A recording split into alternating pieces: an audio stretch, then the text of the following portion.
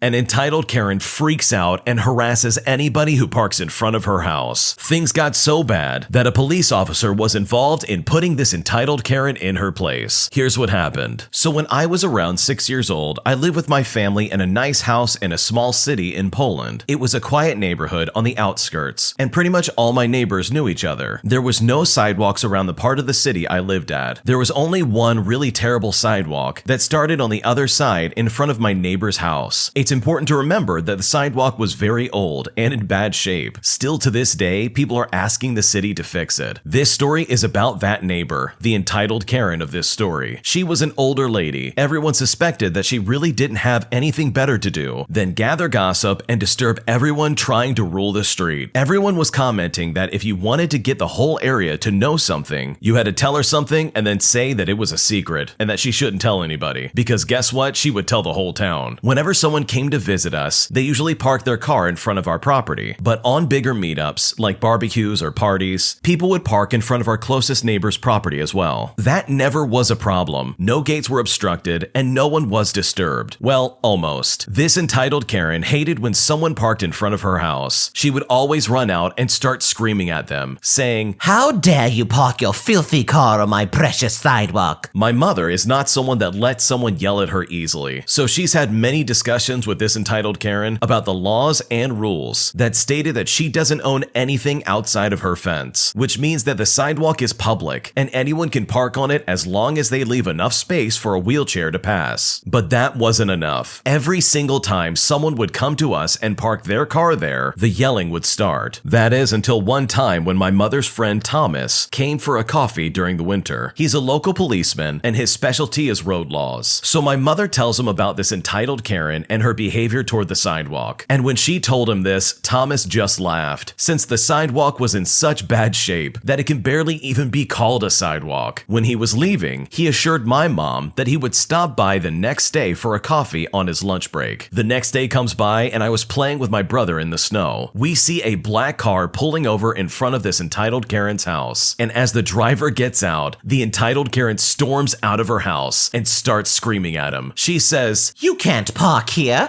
This is my sidewalk. Get your filthy car off of my property." Well, there he was, Thomas with his full uniform, his hat and everything, turning around towards the Karen as comically as he could. He looked at her and said, "Excuse me? Are you seriously trying to tell me that I can't park right here?" This entitled Karen said yes. And that's when Thomas explained to her that this sidewalk was open to the public. The Karen then tried to make the same claim that she's always made and said that this was her sidewalk and that she owned it. So that's when Thomas got to work and put her in her place. So he said, "So let me get this right. This is your sidewalk?" And after she agreed, he confirmed with her that she was the one responsible for taking care of it. The entitled Karen proudly says, "Well, yes, I am. That's why I don't allow anyone to park there." Thomas then says, "Oh, that's so nice that I found you. Since it's your sidewalk, you are responsible for clearing the snow from it, as not to create any danger for people walking on it. Since your sidewalk was not plowed properly, I need to write you a fine for endangering public safety." And after he said that, he pulls out his ticket book and starts writing one up. The entitled Karen then tries to fire back by claiming that no other sidewalks are plowed. But Thomas said, "Oh, it doesn't matter. The other sidewalks belong to the city. The clearing crew is working on cleaning them. But since this sidewalk is yours, it's your responsibility." And it was at this moment that the entitled Karen started to backpedal. She said, "But I'm old. I can't shovel snow." But Thomas wasn't having it. He told her that she should have just hired someone to do it then. Realizing that she was not going to win this battle, she finally admitted that this sidewalk was not hers. And Thomas had her right where he wanted her. He then said, "But a moment ago you were yelling at me like it was. So what is it? Is it yours or not? Because I don't know if I should write a fine for you or not." She confirmed once again that the sidewalk officially was not hers. And Thomas says, "Good. Seems like we cleared that up. Now if I find out that you're harassing people in the same way that you did to me, it will result in a pretty big fine. So I recommend you watch out on what you're trying to claim to be yours." And after that, Thomas proudly walked across the street and enjoyed a coffee at our house. After that altercation, this entitled Karen never disturbed anyone for parking in front of her house ever again. She would instead stare at her window, glaring at anybody who passed by. Your mom's friend is an absolute hero. It's really cool when cops are able to exercise their power and put entitled Karens like this in their place. Imagine being so crazy that you think you can monitor who parks in front of your house, especially when you don't even own the sidewalk in front of your house. I'd love to see this kind of result of a story, and hopefully this entitled Karen learned her lesson that she shouldn't try and claim ownership over something that is most definitely not hers, because otherwise there's probably going to be a big fine associated with it. I am leaving my parents' house for the first time in a few days, and I'm afraid of the persecution I'm going to receive from my church, and I don't know what to do about it. I've been wanting to move out for some time now, but have always been halted by my father, who says to remain in the home to preserve his church duty as a pastor. For insight in the religion I'm in, a child cannot leave the parents' home until they are married, or in special cases, a job abroad requires them to relocate. I have neither case and only want to move out to grow more as a person, as well as how to actually learn how to live. I want to pay rent. I want to do adult things. I want to learn how to fend for myself. I have a stable job that allows me to pay for my potential living expenses, and the only thing hindering me is the religion's rules. When a child leaves the home without a proper permission from the church, there is a chance that the parent with a religious duty becomes stripped of their office and turns into a regular churchgoer. This can also cause gossip, and the other brethren may treat them as people who fell from grace. I've heard of other accounts through that the parents were spared despite the circumstances. I want my parents to be spared from the church's wrath and retain their duty in the church. Even though I don't care about the religion anymore, I don't want my family to be affected by my choice. I don't know how to feel anymore. Am I just a number? A figure just to keep my father's duty? He is trying to win me over and making it feel like it is livable here, but I yearn to go into the outside world and discover for myself who I can become when I'm unhindered. Is it wrong for me to feel this way? I don't want to disrespect my parents, but I don't want to be locked up here until they finally pass away. Another thing that scares me are my siblings. I'm afraid that they will force me back into the home, and it really makes me think of cutting contact with them, all because of that fear. I want to hide from everyone, my family and my religious family, and just pursue my own life. How should I feel about this situation? I'm at a complete loss of what to do, and I feel torn between two different worlds. On one hand, I'm pleasing my family by staying, but on the other hand, I'm still going to be stuck longing to search for who I am. What should I do? That's a really crazy rule for a church. To subjugate your kids to your parents' choices in religion is just really toxic, and in my opinion is really unhealthy. Don't people have the right to choose what they want to do with their lives? And maybe I just don't understand the perspective that this person's coming from, because obviously I'm not a part of that religion. But for your parents to be punished because of your decisions, in my opinion, is just really, really toxic. But nonetheless, this is the predicament they're facing. So I can completely understand that this is something that's really troubling for you. And I totally recognize that there are clearly cultural differences here that I'm not going to completely understand. But from my perspective, just from the outside looking in, I simply would not allow someone else's religion dictate what you can and cannot do with your life. Also, on that same note, you can't control how people are going to react if you do decide to move out. If people want to gossip about you, well then let them gossip. You're doing something to better yourself. If you do decide to move out, you're doing it because you want to expand as a human being. And if I was in your shoes, I would feel the same way as well. I wouldn't want to be stuck in my parents' house until they are close to passing away, all because their religion says that I need to stick around. Since I'm not a part of your religion and I don't know the specific ins and outs of it, I would hate to tell you to do something that would definitely negatively affect your life. So if anything, I would look online and see if you can find any public forums online that have people out there who have walked a similar path as you, because I guarantee you, you're not the only person in this specific religion that has decided that they want to move out and move on with their life. So I would look there first to see if you can find somebody that can relate to your situation and would know exactly what you're going through. But obviously your situation is a lot more nuanced, so I think a lot of thought and preparation would have to go into this, regardless of what you choose to do. But hopefully this gets worked out, and hopefully you're able to find some kind of resolution that you can be happy with. My brother married someone that I'm in love with, and I honestly don't know what to do. The title says it all, and I honestly can't stop crying. I met a girl 5 years ago that we'll call Sarah. That's not her real name. I got along with her really well. I found her attractive, charming, funny. We had all the same interests and sense of humor, everything you would want in a partner. We spent some quality time with each other, but nothing serious. I assumed it was a casual situation for the most part. After a year of being friends with Sarah, she confessed her feelings to me, but I rejected her. Reason being is I felt she was the wrong person for me. She was closed off emotionally and didn't open up to me much. We stopped talking for about 2 years, and then she met my brother about 3 years ago on a night out. My brother immediately asked her out, and after he realized that me and Sarah had a thing a couple of years ago, he asked me if I would be okay with him pursuing her. I said I was cool with it because I genuinely could tell Sarah was making my brother happy, and I love him dearly, and I want what's best for him. At this point in time, I didn't feel anything for Sarah, so there were no hard feelings there. For the past 3 years, I've been watching Sarah and my brother be together, and honestly, I realized I made the biggest mistake of my life. Sarah had opened up to my brother emotionally, and I realized that she was cold to me because she didn't have the security of a relationship, so she didn't feel safe enough to share her emotional side with me. Spending time with Sarah over the recent years has made me remember all the wonderful, amazing things I liked about her. She's so beautiful, funny, kind. She supported me emotionally through many difficult times in my life. She was always there for me. My heart jumps every time I see her. I get so nervous, and I'm always trying to find ways to make her laugh and smile. When I found out that Sarah was engaged to my brother, I cried so much, but I got over it because stupidly, in my head, I thought maybe her feelings for me would come back, and she would break off the engagement and come back to me. But they got married yesterday, and it's official. They are now husband and wife. Sarah is madly in love with my brother, and he is madly in love with her. I have never seen a couple so happy and in love before. They smile every time they look at each other, and I can see my brother's eyes light up the moment Sarah walks into the room. I have not and will never say anything to my brother or Sarah about my feelings. I feel so dumb for messing up something so great. I could have been with Sarah if I just gave her a chance and had not judged her so quickly. I can't stop crying because I know that this is all my fault, and I could have had Sarah if I wasn't so stupid. I know Sarah has no feelings for me anymore. The way she is with my brother, it is very clear he is the love of her life. It is rare to find a partner who you love, but is also your best friend. Sarah was my best friend when she confessed her feelings for me, and I know I will never find a girl as beautiful and wonderful as her again. I love her, and I will never stop loving her as long as she stays in my life. I am so happy for my brother, but I also can't help but wish that Sarah will one day come back to me. I'm not sure how to escape from these feelings. I cannot even look at another girl. I've tried downloading apps, and I can't seem to keep interest in any girl I match with. I'm thinking maybe I should just cut my brother and Sarah out of my life, come up with an excuse, and never speak to them again. I have no idea what else to do, and I'm honestly at a loss. I think the original poster needs to take quite a few steps backwards real quick. The way they're talking about Sarah is completely inappropriate. You are obsessing over a woman that you rejected several years ago, and you only like her again because your brother is with her, and she is finally able to show her true feelings. Like, you really need to slow your roll, and you need to accept that she is never coming back to you. She's very happy with your brother, and you really need to stop obsessing over her, because from the outside looking in, it is definitely a little creepy. I think therapy would be a really good option for you in getting this worked out, because the way you're describing your fascination and blatant obsession with Sarah is not acceptable. I think if you really care about her, you would work towards accepting that she does not love you, but has instead found love with your brother. And I don't think you need to cut off contact with him either. You could definitely limit contact if you're really grieving that much, but it seems a little bit extreme to just cut them off out of nowhere and decide right then and there to never talk to them again. So hopefully this works out for you, and hopefully you can get this worked out, because the way you're talking about Sarah is a little creepy, and you seriously need to figure that out. My fiance is high 90% of the time, and I just feel completely alone. This started several months ago. We've been together for 3 years, and it wasn't something that was an issue or even talked about for the first 2.5. I tried one of the special gummies that he would eat, if you know what I mean, and didn't like it, but he loved it and has been on a downward slope since then. It started with a few nights, then every night, then all day including work. Then he decided he didn't want to do it at work, so it was just every day as soon as he got home. I told him that I didn't want to live like that. I did not want to be with someone who was high literally all the time that I was with them. He said he had a problem and didn't want it either, but that he just couldn't help himself. I told him I would help him and be with him and never leave him as long as he was trying to figure this out. Then he just started doing it more behind my back. You can't buy them where we live, so he would wait until I was out of town to go and get them, and he would not tell me about it. He specifically told me several times that he wasn't going to. Then, as soon as I wasn't there, he did it. I can't even explain how that makes me feel. I felt like a burden that stood in the way of what he really wanted. I told him that I didn't think I was the one for him, if this is how he was going to waste his life away. He said that he really doesn't want it to be this way though, and he said that he couldn't control himself and he needed help. So to try and help alleviate the situation, he would have me to start keeping the gummies, and he would ask me if he could have one. But that felt awful. It lasted literally one day, and I gave them back because I knew he would just wait until I was gone to buy some backup ones in secret. He told me specifically that he wouldn't, but I found out later that he actually had. This happened several times, and I just have no trust left for him. It feels so awful because he's always been so honest with me until now. now. He stopped taking them for a few days and threw everything away. He didn't tell me why, and I didn't want to make a big deal of it, so I left it alone and I was just happy about it. Then he got really depressed, like catatonic depressed, and he told me that he was going to buy some more, and it was honestly in that moment that I knew he wouldn't be able to stop. Then it was back to every night, and I just couldn't take it anymore. The dishonesty, the feeling like I was alone. I missed the man that I fell in love with. I was so angry and sad at the same time. I planned on telling him how tired I was of him lying to me, about how I was done with this, especially if these things are more important to him than being honest with me as well as just being with me. But I broke down and cried and just told him how much I missed him and how alone I felt and how I do love him, but I don't know how to help him. I told him several times that I just missed him a lot, that it didn't feel like he was even there anymore. He said he didn't want it to be that way and asked me what I wanted to do that night. He was sober that night, but that was the only one. I was so upset and begging him to just be with me, and he gave me one night. One, that's it. I just don't know how to take this. I feel like a parent trying to keep a kid from doing something bad, but instead this is my partner. I don't want to feel like I'm between him and something that he wants. I don't know what to do. I don't think he can or he wants to help himself, and I feel like if I keep saying something, that he will just hide it from me again. What should I do? I think this is a massive red flag. This is exactly what you're gonna have to put up with if you do eventually get married to this man. He is addicted, he has a problem, and he clearly doesn't want to stop. He needs an intervention and some kind of rehab. But unfortunately, unless he wants to go to that rehab, it'll never happen. He has a problem, and unfortunately, you are caught in the crossfire. So I think you need to take a good hard look and see if this is even worth pursuing. Because based on what you're describing, he clearly wants his fix much more than he wants to be with you. And that is genuinely unfortunate. My partner keeps accusing me of cheating, and at this point, I don't know what to do. My partner and I have a fantastic relationship. We are very much in love. We live together in a blended family. Everything besides this one issue is brilliant, and we have been together for 4 years. Over the last year or so, he has started accusing me of cheating. This includes his best friend and maybe some random people as well. A little bit of background first. He believes that this started when he had some issues around the time of my alleged cheating. My mental health has always been touch and go. Usually I am medicated, but I spent a good 6+ months off tablets. Toward the end of this period, I became snappy. I became very irritable and generally just very low. I work at night, and if I didn't want to go to work, it would end up in a discussion about how I need to sort myself out, which was basically understandable. So because I couldn't face work, and also because I couldn't face telling my partner about my issues, because at times I would leave for work and just sit in my car for a few hours, eventually returning home to say that I didn't feel well or some other excuse that I could come up with. After a short while, I called my mom and told her that I was not feeling well and that I had had enough. She made me go home and talk to my partner about how I was feeling. Although I know he doesn't understand and definitely doesn't see where I'm coming from, he was supportive, and I have been on meds ever since. Now I'm in a good place. I'm working, I have a good mood, but he is convinced that I was actually playing around. Although I've told him the truth and that I love him and that I've never even looked at another man, it just keeps coming up. He says his mental health is plummeting because it's always on his mind. I will say that his best friend has made comments about me on occasion, although my partner won't tell me what has been said, but generally speaking, it's stuff that really isn't that appropriate, which overall don't make me feel great. I have tried assuring him that the cheating signs that he's apparently seeing are exactly the same signs as depression. It's literally depression. That's what I have and that's what I'm dealing with. And at this point, I'm at my wit's end, and I now feel like I'm walking on eggshells at times because he looks like he might bring it up and goes into a strange mood. I've tried telling him that if he can't trust me, then what's the point? I love him dearly. He is my best friend. I honestly don't want to be without him, but being accused constantly is starting to weigh me down. And before anyone suggests it, I know 100% he has not cheated on me, and he isn't projecting blame onto me. What should I do? This is a really tricky situation. There's nothing worse than being in a relationship and having your significant other decide, hey, you're probably cheating on me. And then when you try and have some kind of rebuttal of like, no, I'm not. What are you, crazy? They then come right back at you and say, oh, you're not cheating? Prove it. And then you're just stuck scratching your head. How on earth am I supposed to prove that I'm not cheating on you? Like, that's just insane. It seems like your boyfriend has a lot of anxiety associated with this, and it's really unfair that he's taking it out on you. He's basically using your depression as some kind of an excuse to prove that you're cheating, which is just not the case. And I know the original poster said it at this point, but sometimes in relationships, when the other partner is accusing you of cheating, it actually means that they might be cheating. And I know you think that he's not cheating, but hey, it might be something to look into. I think couples counseling could probably do you two a lot of good. as well as just counseling in general on your end. This depression is clearly weighing down both of you, and hopefully if you get that figured out as well as what's going on between the two of you, you can try and move forward and have a better life. Thanks for watching. When you subscribe, make sure to hit the bell to turn on notifications. To finish listening to all the stories, use the playlist at the top of the description, and the next time you live stream, use the Cream of the Crop music. Search Cream of the Stream on Spotify or whatever platform you use for copyright-free music to use for your next stream.